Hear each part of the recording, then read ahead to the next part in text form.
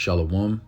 I want to begin by giving all praise, honor, and glory to Yahweh Bahasham, Yahweh Shai Bahasham, Rakah Kwadash. I also want to give double honor to the apostles, bishops, and elders of Great Millstone, and peace and mercy to the 144,000 and the rest of the elect. I'm the brother Yawanathan, back with another quick lesson. Lord willing, it's edifying. And pretty much what I did here was I have a few clips from a YouTube channel called Free Investing. And these people are going in. You know, they got all type of videos on the current status of the global economy, especially here in America, which we could clearly see the economy is failing. All right, hyperinflation is about to kick in. I mean, these guys are going to explain it way better than I can. So without further ado, I'm going to let the experts speak, and then I'll go into a few scriptures dealing with prophecy on how, you know, this is relevant to the time that we're living in and how it's relevant to the mark of the beast, which is the RFID microchip implant, the prophecy found in Revelation 13, 16 through 18. All right, so without further ado. America is now bankrupt. And the question we're going to answer today is, how did America, at one time, reportedly, the richest country in the world, is now bankrupt? And now it's so bad that America cannot pay the interest on our debt.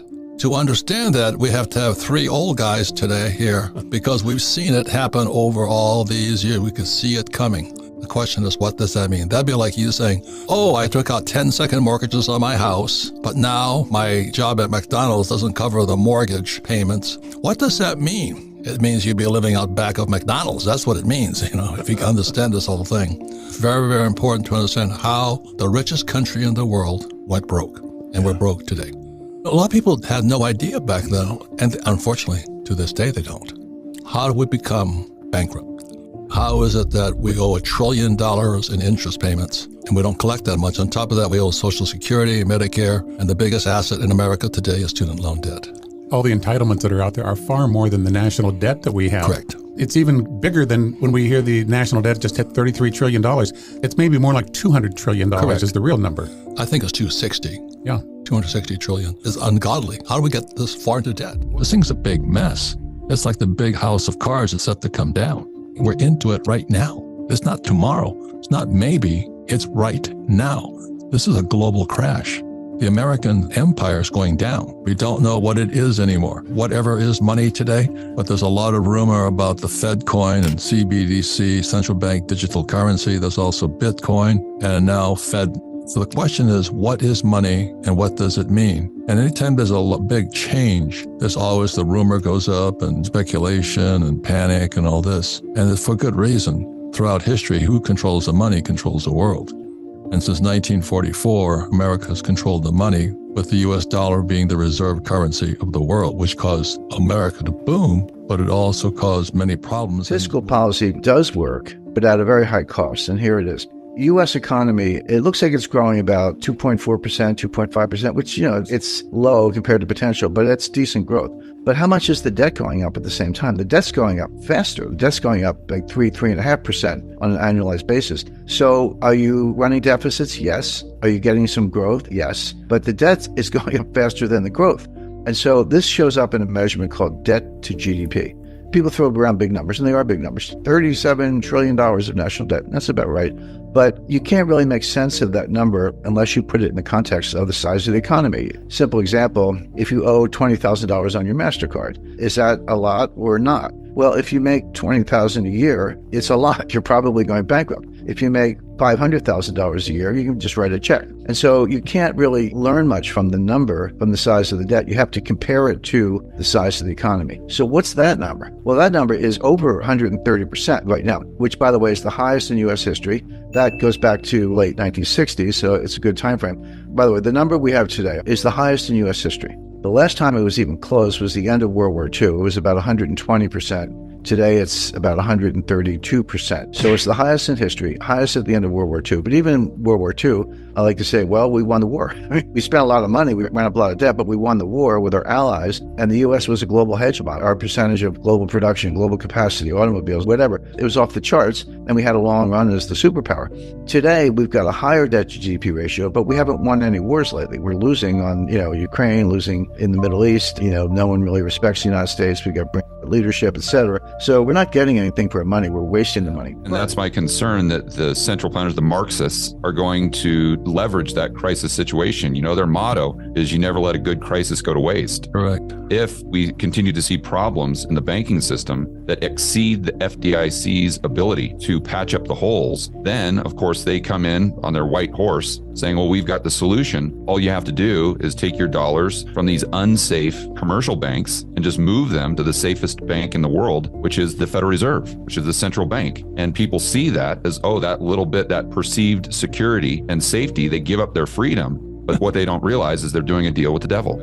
The thing people should really be worried about as far as a central bank digital currency isn't necessarily a competing currency to the dollar. It's not necessarily a Fed coin or, Janet Yellen coming out and saying, okay, now we're going to start using this CBDC. So whether you guys like it or not, we're just going to force you guys to use this and ban cash. But what a CBDC really is, when you look at the mechanics and the financial plumbing, it's just the individual taking their account that they now have with Wells Fargo, that's a liability of Wells Fargo, and simply moving it to the Federal Reserve.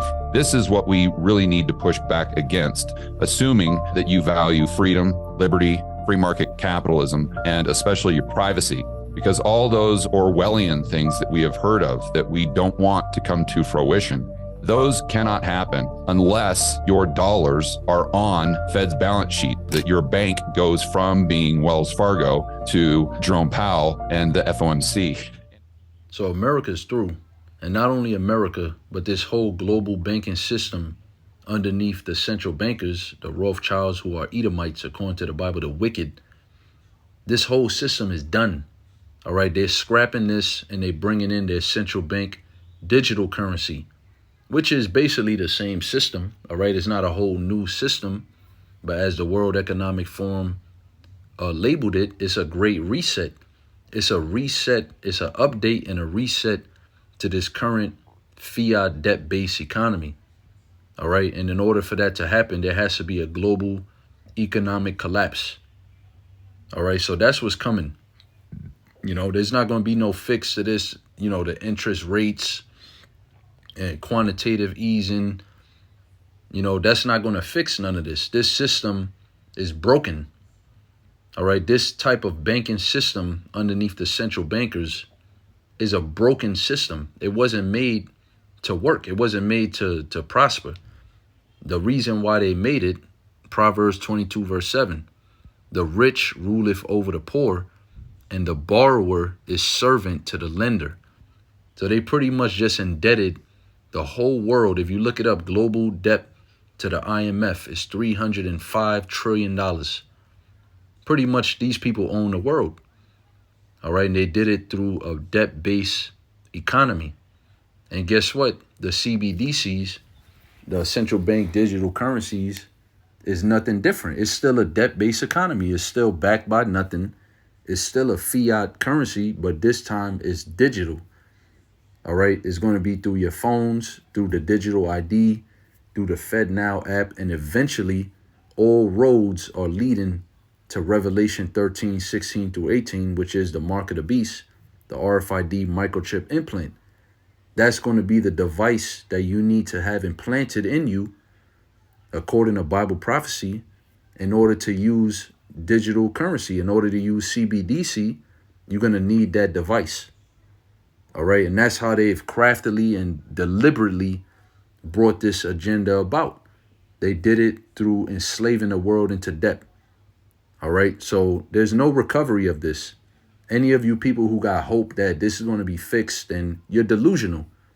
You're not living in reality, and you really don't know what the hell is going on in the grand scheme of things, which is the will of Yahweh Bashim Yahushai, who the world ignorantly calls God and Jesus Christ. This is their will according to prophecy, according to the words that's written here in the Holy Bible. All right, there is going to be a global collapse of the economy, and through that, they're going to bring in their digital economy. All right, and that's ultimately paving a way to bring in the chip, because it wouldn't make sense for them to introduce the chip and then later on bring in a digital economy. It's the other way around. They're going to bring the digital economy. People are going to get accustomed to it, just like with cell phones, right? In the early 90s, late 90s, early 2000s, we had the flip phones. Everybody was using a flip phone. The Nextels, the Boost Mobile, etc. The Motorola's, right? And then eventually, everybody just went away from the flip phone because they started having the touchscreen smartphone. Now, did they declare it one day? Did they say, okay, today is the day that we doing away with flip cell phones? There will be no more flip cell phones. No, they didn't announce it. It just happened. It just happened. While everybody was just going along with the trends and, the advancement of technology, it just happened and we all just adapted to it without even realizing it. It's going to be the same thing with this CBDC, but it's going to come by a crisis. There's going to be some type of false flag that's going to bring in this next phase of the system, because it's not a new system. It's not something new. It's just updated and resetted. That's it. All right. So let me give some scriptures. This is Jeremiah 51. I think it's 51. Yeah, Jeremiah 51:7. Babylon have been a golden cup in the Lord's hand. So Babylon is talking about America, Babylon the Great. And how have it been a golden cup in the Lord's hand? Well, when America's economy, the US dollar, was made the global reserve currency, that was basically a golden cup in the Lord's hand. That's how all the nations got rich. All the nations got sucked into this economic debt-based system. It was through the petrodollar and through the United States dollar becoming a world reserve currency. This was the chief kingdom at one point, the most luxurious country in the world. And that was all being done on debt. It didn't happen on some, America just worked hard and earned its way to the top. It happened because America was borrowing money from the central bankers and it became rich.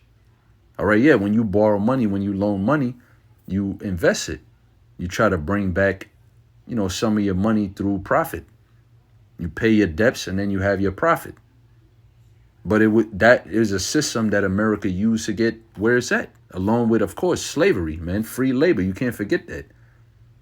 Not paying slaves anything, but having the Israelites, so-called Negroes, Hispanics, and Native Americans build up this country through free slave labor.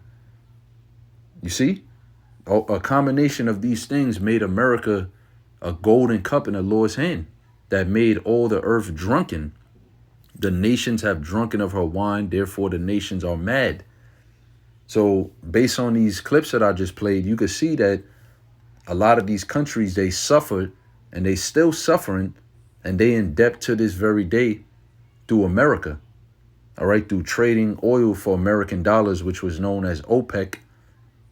All right, I think it's an acronym. I just can't remember what it stands for, but they pretty much agreed, Saudi Arabia and different nations agreed to trade oil using American dollars. So now what did that do? First of all, the American dollar in itself is a debt note. So they took on America's debt. And now everybody's all fucked up because of that. Everybody's economy is going to get wrecked once the United States dollar collapses, which is already underway. It's already collapsing.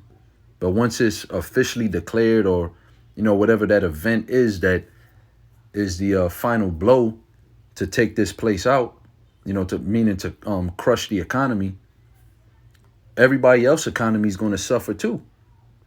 All right. It says Babylon is suddenly fallen and destroyed. How for her take balm for her pain, if so be that she may be healed. All right. We would have healed Babylon, but she is not healed. So there's nothing that could fix this place, man. No more printing money, no lowering the interest rate, no quantitative easing, no nothing. It's not made to be fixed, man. This whole thing was done deliberately, intentionally by the wicked, the central banks, the Edomites.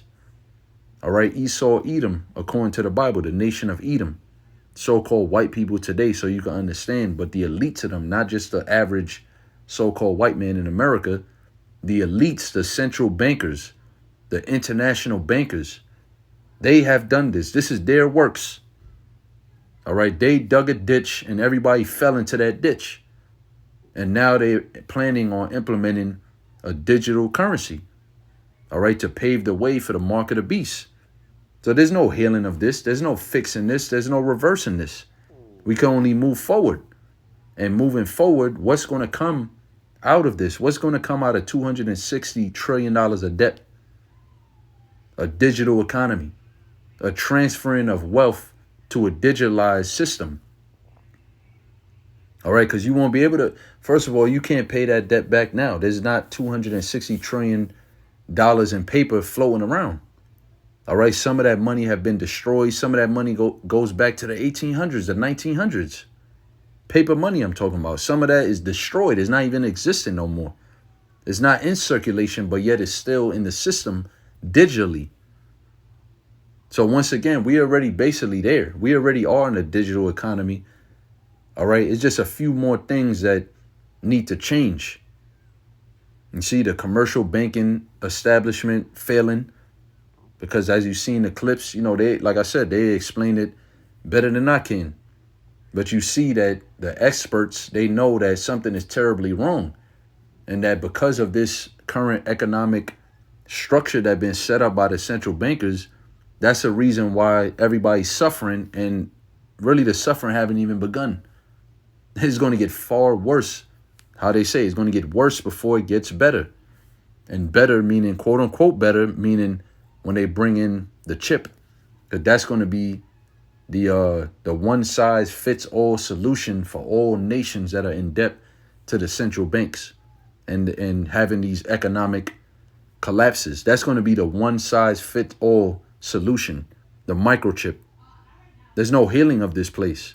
Forsake her and let us go every one into his own country, for her judgment reacheth unto heaven and is lifted up even to the sky. So this place, America, Babylon, is about to be judged by the Heavenly Father. How? By nuclear destruction. Because that's what's going to come after this economic war, after this economic collapse. All right, you can't forget that there's still war all over the planet Earth. And yeah, through war, you create more debt, you create more revenue and profit, you know, and after the wars, you know, in the recovery process, etc., it's not going to be none of that, man. This is World War III. This is a nuclear war. This is the war to end all wars. The third woe, Revelation 11 and 14.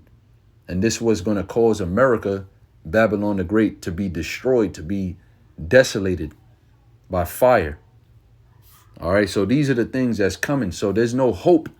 You people are really actually hoping and you believe that something is going to come out of this. What the fuck could possibly come out of all this mess?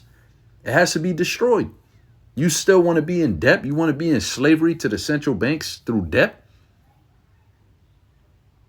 This place got to go, man. And it is going to go. It's through. It won't be fixed. All right, this is Habakkuk. I'm going to go to a blue letter real quick. Habakkuk chapter 2 in verse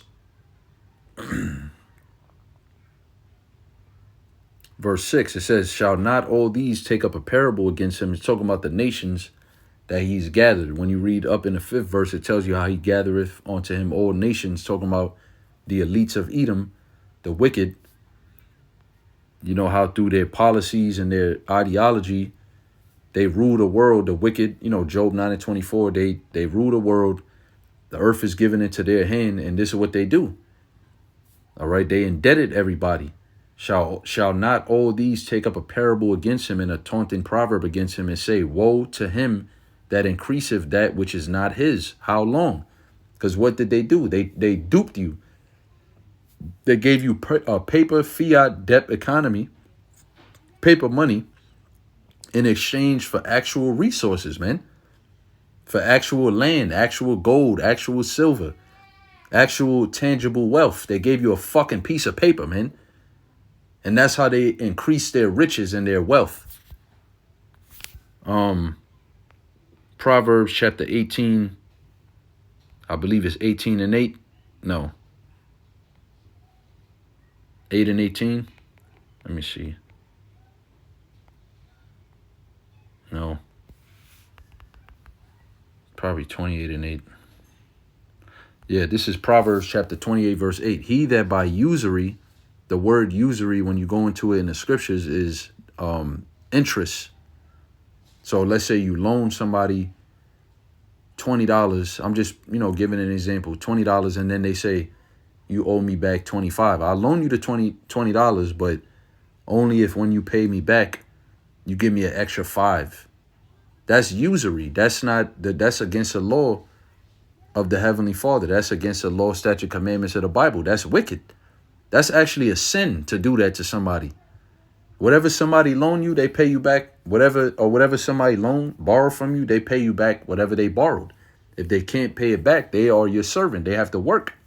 They got to work for you. They got to pay it off through labor. All right? But he that by usury and unjust gain increaseth his substance, he shall gather it for him that will pity the poor. So this is how they've increased their substance. They didn't increase their substance through righteousness. They increase it through indebting everybody in debt, enslaving everybody through debt. That's what I meant to say, which is interest rates, printing money out of thin air and putting interest on it. It says, woe to him that increaseth that which is not his, how long? And to him that ladeth himself with thick clay. All right. And it says in the NLT, you've become rich by extortion, but how much longer can this go on? And it doesn't mention the thick clay part, but when you go into the Hebrew and you go into that word thick clay, it's ibatyat, H5671, and it says weight of pledges, heavy debts. All right. So, and it even says by a false idiom. So that's the fiat debt-based economy that the central bankers have implemented. Give me power over a nation's currency or economy, and I care not who makes the law, because you enslaved them through debt. All right. The weight of pledges. When you go under debt, you're making a covenant. You're making a vow that you're going to pay that back with interest. So now you've been extorted. Now these people are rich because they extorted you, because they charge you interest upon the money that they loan you. And you'll never be able to pay that money back unless you borrow more money, because you need to pay the interest. You see how this shit is sick, man. These people are really wicked, and they really are crafty. They really did accomplish this, man. $305 trillion of debt to the IMF, man. All right, and that's happening right now. That's real time right now. All right, these nations cannot pay that back. Nobody could pay that back. So what are they going to have to do? They're going to have to go under the CBDC system, the central bank digital currency, which is going to lead to that chip. They all going to have to implement the RFID microchip implant in their countries to their citizens. They're going to have to make it a law through government that you have to take this device in order to use this type of currency, this digital economy. All right. And that's what this is all leading up to, man. So, that's pretty much the lesson there. The clips pretty much, spoke for itself. It did a lot of the talking. I just brought out a couple of precepts so you could see that these things are all scriptural, man. The Most High did not forget to tell us about these things. He forewarned us. He put it in the Bible, and it's his will. This is prophecy, man. This is supposed to be happening. And we right on time with everything that's going on and leading into the hour of temptation and Jacob's trouble, global economic collapse. So, brothers, be ready. Like Yahweh Shai said, watch as well as pray. Shalom.